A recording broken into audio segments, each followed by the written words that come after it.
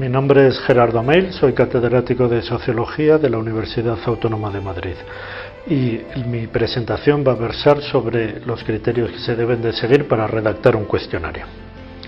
En primer lugar, hay que tener en cuenta que el cuestionario, que forma parte del proceso de una encuesta, es una forma de obtener información de la realidad a través de la cual el entrevistador, que en este caso somos nosotros, quien redacta el cuestionario, quiere obtener una información determinada y precisa. Esta es una forma de investigar la realidad social que es muy distinta de la que se denominan métodos cualitativos, como son la entrevista en profundidad, los grupos de discusión, la observación participante, etc.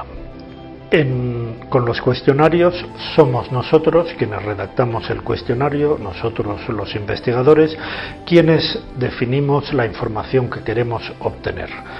En el caso de los métodos cualitativos es la realidad, los actores sociales, las personas a las que observamos, a las que dejamos hablar, a las que preguntamos, quienes nos cuentan cómo ven ellos la vida, cómo la interpretan, cómo son sus vivencias, cómo los significados que dan a sus comportamientos, y es un enfoque totalmente distinto.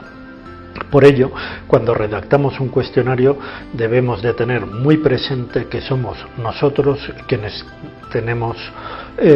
obtenemos la información, quienes definimos la información que queremos obtener. Por tanto, es extremadamente importante saber qué información queremos obtener, para qué la queremos utilizar y por qué queremos obtener esa información. En este sentido, antes de redactar un cuestionario tenemos que tener un determinado mapa conceptual, un determinado fondo teórico de conocimiento de la realidad que queremos estudiar y de la información que queremos obtener.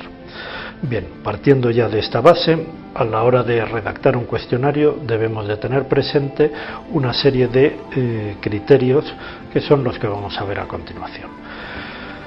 Todo cuestionario comienza por una pequeña introducción en la que se cuenta qué es lo que se quiere, qué información se quiere obtener, en la que se informa al sujeto que ha sido elegido de una forma aleatoria, en la que se le informa que sus respuestas van a ser anónimas y van a ser tratadas estadísticamente de forma anónima, y cuánto tiempo va a durar más o menos el cuestionario.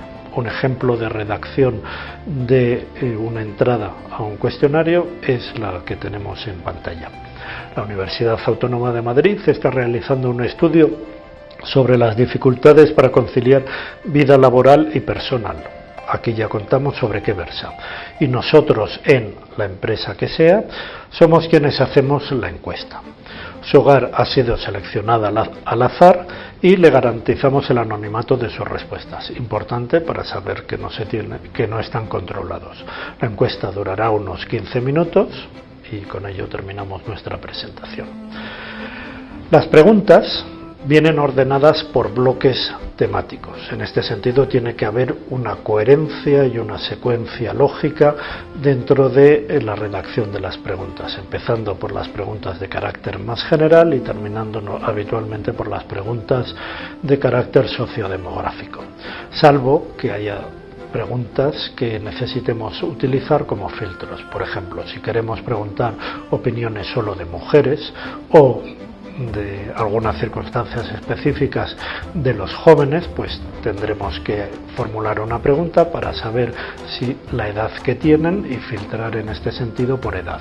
O en el caso de preguntar a las mujeres, anotar el sexo. Siempre preguntar por el sexo es algo ofensivo y normalmente lo anota el entrevistador sin formular una pregunta específicamente al respecto. Bien, por tanto, vamos de lo más general a lo más particular y ordenados los temas por bloques. Entre bloque y bloque suele haber una pequeña transición para advertir al entrevistado que vamos a hablar sobre una determinada temática. Así, por ejemplo, podemos utilizar formulaciones como cambiando de tema a continuación y ya se formula la pregunta. O a continuación nos interesaría saber su opinión sobre tal cosa. O que piense en relación a tal tema, y entonces se formulan las preguntas.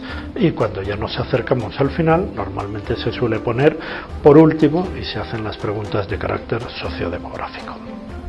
Bien, ¿qué criterios debemos de tener en cuenta a la hora de redactar las preguntas? Pues vamos a abordar la cosa desde dos puntos de vista, desde cómo deben de redactarse las preguntas y cómo deben de ser las respuestas. Respecto a la redacción de las preguntas, ante todo debemos de tener muy claro que el lenguaje que tenemos que utilizar debe de ser un lenguaje sencillo, que se entiende por parte de todos los entrevistados, tanto por aquellos que tienen un nivel educativo muy alto como por aquellos que tienen menor nivel educativo. Debemos de tener presente siempre que cuando se formulan preguntas todo el mundo contesta, entienda o no entienda la pregunta. Por tanto, no vamos a tener una indicación por parte de los entrevistados si han entendido o no, porque ellos buscan dar una imagen positiva de sí mismo y no quieren dar a entender que no tienen nivel suficiente, de que no son lo suficientemente inteligentes como para contestar a las preguntas. Por tanto, un criterio básico es que las preguntas sean sencillas en un lenguaje llano. Dentro de este lenguaje debemos de evitar, ante todo, jergas o un vocabulario propio de determinados colectivos, porque no todo el mundo entiende ese tipo de palabras. Así, por ejemplo, si queremos preguntar algo sobre el grupo de amigos, no conviene utilizar términos como pandilla, cuadrilla, que son términos específicos de determinadas regiones que no se utilizan en otros. Bien, también debe de evitarse la utilización de acrónimos como la UE, la CMNV, etcétera, que no todo el mundo entiende. También hay que evitar, ante todo y sobre todo, las palabras que sean ambiguas, aunque sean muy sencillas, o que tienen múltiples significados. Preguntas tan sencillas, por ejemplo, como ¿cuántas habitaciones tiene su casa?, no tiene una respuesta uniforme, porque no todo el mundo entiende lo mismo por habitaciones. ¿Se está refiriendo usted al número de dormitorios que tiene mi vivienda o se está refiriendo al número de estancias que tiene la vivienda? ¿Tengo que contar los baños o no? ¿Y la cocina? En este sentido, si no tenemos una formulación clara, las respuestas serán de unos referidas al número de dormitorios, de otras referido al número de estancias que tiene la vivienda, y las respuestas no nos sirven para nada porque no describen la misma realidad. Lo mismo sucede si preguntamos, por ejemplo, ¿con qué frecuencia ve a su familia? Es una pregunta sencilla que entiende todo el mundo, que en principio no debería de plantear mayor problema, pero la palabra familia es una palabra polisémica y en cierta medida ambigua. ¿Qué es la familia? ¿Aquellas personas con las que convivo en un mismo hogar o con las que no convivo? ¿Se está usted refiriendo a mis abuelos, a mis padres con los que no convivo, a mis tíos, a mis primos, a mis hermanos? ¿A quién se está refiriendo? A unos veo más, a otros veo menos. Unos entienden por familia unas categorías y otros entienden otras. Por tanto, una pregunta sencilla, que en principio no tiene problemas, es ambigua y las respuestas que nos den no sabemos cómo interpretarlas. Lo mismo sucede con preguntas como ¿dónde vive? ¿A qué se refiere? ¿Al municipio en el que vivo? ¿A la ciudad? ¿A la comunidad autónoma? ¿A la provincia? Hay que especificarlo. ¿A qué distancia vive de trabajo? ¿Se está refiriendo a kilómetros o se está refiriendo a tiempo? Pues hay que especificarlo para que todos contesten en la misma dirección. En fin, si cometemos errores de este tipo, hay la posibilidad de que el entrevistado, cuando le contesten en minutos y queramos saber kilómetros, precise la respuesta y recoja la distancia kilométrica o viceversa. Hay que obviar también sesgos en la formulación de las preguntas. Nosotros queremos conocer la realidad, no queremos obtener en principio respuestas en determinada dirección. En este sentido, para conocer cómo vive, cómo interpreta, qué opiniones tienen las personas que entrevistamos debemos de formular preguntas neutras sin ninguna valoración moral implícita detrás. Una pregunta, por ejemplo, que contiene un sesgo muy grande es la que aparece recogida en las transparencias.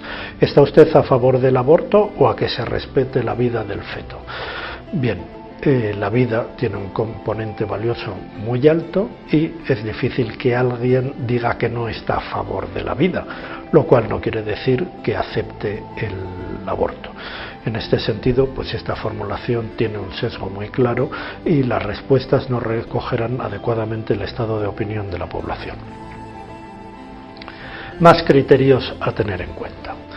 No pueden hacerse dos o más preguntas en una misma pregunta. Por ejemplo, ¿en los últimos 3 meses ha llegado tarde o ha faltado al trabajo por no poder compaginar trabajo y familia? Si nos contestan sí o no, ¿a qué se está, mejor dicho, si contestan sí, ¿a qué se están refiriendo? ¿A que han llegado tarde o han faltado al trabajo? ¿Nos interesa saber cada una de las respuestas o nos vale con las dos?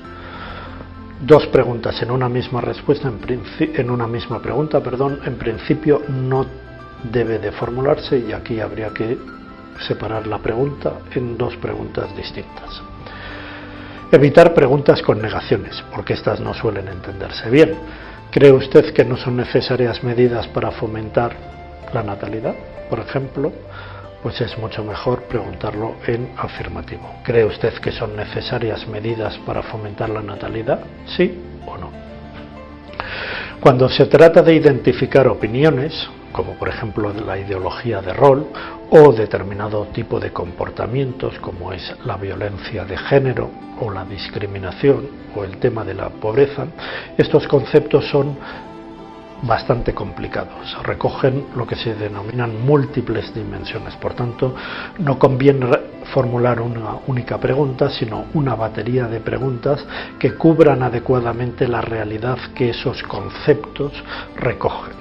En este sentido, hay que utilizar lo que se denominan escalas, que son baterías de preguntas elaboradas por especialistas en el tema que recogen de forma adecuada, aunque criticable, ese aspecto de la realidad que queremos estudiar. Por tanto, hay muchos fenómenos donde con una sola pregunta no llegamos a cubrir todo el aspecto de la realidad que queremos analizar y hay que buscar las escalas adecuadas en la bibliografía de referencia.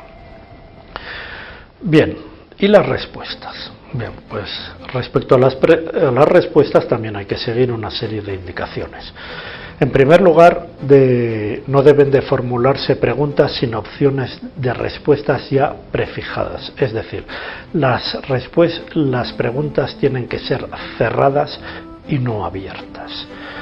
Y las opciones de respuesta deben de ser exhaustivas, es decir, recoger todo el espectro de posibilidades que incluyen sin que éstas sean excesivamente largas. En las opciones de respuestas ordinales, en las que se trata de mostrar el grado de acuerdo o desacuerdo con una determinada proposición, hay que utilizar escalas que sean armoniosas, es decir, que incluyan tantas opciones positivas como negativas, tantos de acuerdo como desacuerdo. Y la redacción debe de ser coherente. Si empezamos con muy de acuerdo, debemos de terminar con muy en desacuerdo y no con formulaciones distintas. Hay circunstancias en las que, pues la formulación de las opciones de respuesta deben de ir todas en una dirección positiva, puesto que los entrevistados no se identifican con el aspecto negativo. Es el caso, por ejemplo, cuando se pregunta sobre la felicidad. Hay poca gente, muy poca gente, que se quiera reconocer como infeliz.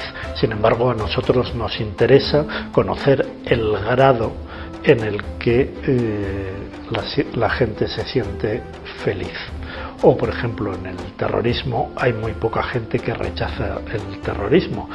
Incluso quienes están a favor del terrorismo no lo califican como terrorismo, sino como lucha armada, etc. Entonces, el terrorismo es una palabra sancionada negativamente y todo el mundo rechaza el terrorismo. Lo que interesa es conocer el grado de rechazo. Por tanto, la gradación hay que hacerla de más a menos rechazo o de más a menos grado de felicidad. Aquí tienen recogido unos ejemplos en el caso de la felicidad, en que las opciones de respuesta podrían ser totalmente feliz, muy feliz, feliz, poco feliz o nada feliz. En las preguntas en las que se trata de recoger estados de opinión, desde positivos a negativos, desde aceptación a rechazo, hay una posición intermedia que es ni de acuerdo, ni en desacuerdo, ni a favor, ni en contra. Estas deben de estar incluidas como opciones de respuesta, pero conviene no leerlas para que los entrevistados no se coloquen en una posición cómoda y contesten que ni sí ni no, sino todo lo contrario. Por tanto, incluirla, pero no leerla. Si se elaboran baterías de opiniones, esas escalas de las que hablaba antes, hay una tendencia a responder todas las propuestas en la misma dirección. En este sentido, hay que alternar preguntas que tienden a ser contestadas a favor con otras que tienden a ser contestadas en contra, de forma que se obligue al entrevistado no a contestar de una forma automática, sino a reflexionar sobre el contenido de las proposiciones que se le plantean. Si estas escalas son muy largas, contienen muchas preguntas, no sé, alrededor de 10, por ahí, pues conviene partirlas y entre los dos bloques de preguntas introducir alguna introducción a la siguiente batería de preguntas, de manera que rompamos con esa dinámica a tender a responder en la misma dirección. Todas las preguntas además deben de contener la opción no sabe o no contesta, que no debe de leerse para que los individuos entrevistados no se coloquen en una posición de respuesta fácil, que es, bueno, no sé, no contesto. Hay que valorar si se prefieren opciones de respuesta sí o no, o por el contrario se prefieren en una escala más amplia que vaya de totalmente de acuerdo a totalmente en desacuerdo, o de muy de acuerdo a muy en desacuerdo. La ventaja de las opciones sí no es que se contestan muy rápido y muy fácil, aunque no en todos los casos, mientras que el inconveniente que tienen es que permiten un análisis bastante poco diferenciado. Sin embargo, las opciones de respuesta más amplias, en una escala de 1 a 5, de 1 a 7, de muy de acuerdo a muy en desacuerdo, pues permite después un juego analítico mucho mayor. Siempre se puede reducir las opciones de respuesta en el análisis, pero nunca se puede ampliar la información que proporcionan los entrevistados, porque una vez terminado el cuestionario, pues ya no hay opción de ampliar información. Por último, hay que hacer un pretest.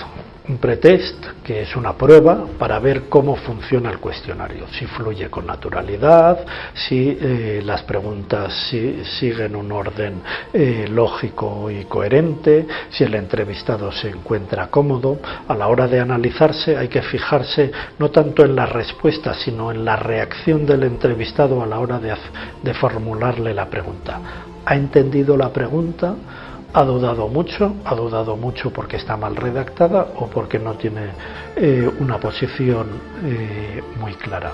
Hay que buscar, sobre todo, ver si la pregunta no presenta ambigüedades, se entiende bien, se puede posicionar fácilmente el entrevistado. Hay que probar, si no con otro tipo de preguntas o con la introducción de una palabra adicional, de forma que no quede lugar para la ambigüedad.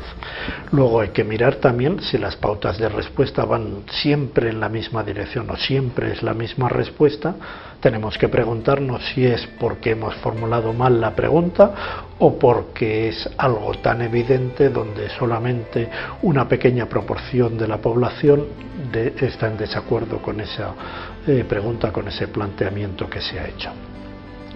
También hay que comprobar si los filtros funcionan bien o no funcionan bien y si nos hemos olvidado en formular alguna pregunta en este sentido.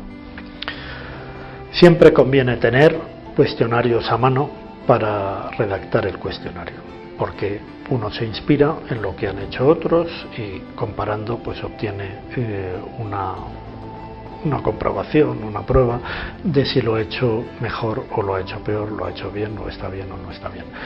Hay muchos sitios donde se difunden resultados de encuestas y se proporcionan cuestionarios, pero desde luego donde más hay es en la página oficial del Instituto Nacional de Estadística o en la página oficial del Centro de Investigaciones Sociológicas.